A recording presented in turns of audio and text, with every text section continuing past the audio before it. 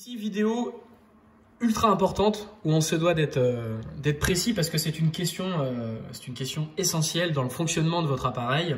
La question donc c'est comment on fait pour passer d'une fonction manuelle à une fonction chrono et vice versa. Voilà, donc on va vous montrer un petit peu tout ça. Alors ici déjà pour démarrer, donc on appuie sur la petite flèche, on constate qu'on a 21,1 de température ambiante, on a un poêle qui fonctionne en travail 2 et on a une petite horloge. La petite horloge signifie que votre poêle fonctionne actuellement avec une programmation chrono thermostatique. Voilà. Donc déjà là, ça veut dire qu'une première information, mon poêle ne fonctionne pas en manuel actuellement. J'appuie sur la touche valider et je vais chercher mon chrono. Voilà. Et là, qu'est-ce qu'on voit?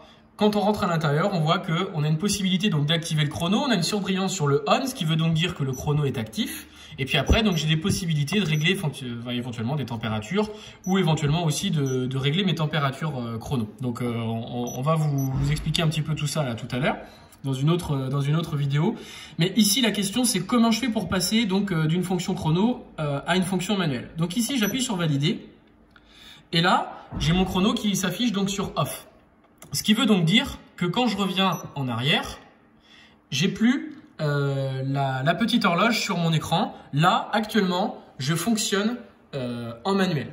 Pour ceux qui souhaiteraient savoir comment on fait pour gérer la puissance et la température une fois que je suis en manuel, j'ai une autre vidéo qui concerne cette question. Maintenant, la question, c'est de se dire, bon ben voilà, j'ai fonctionné en manuel, comment je fais pour pouvoir revenir sur ma programmation chrono thermostatique? Alors, ben, c'est très simple. J'appuie sur valider, j'appuie sur chrono. Là, je constate que mon chrono est toujours, donc bien évidemment, sur off. J'appuie sur la touche valider pour le mettre sur on. Je fais un retour en arrière, un deuxième retour en arrière. Et là, j'ai mon chrono qui est bien affiché sur ma télécommande.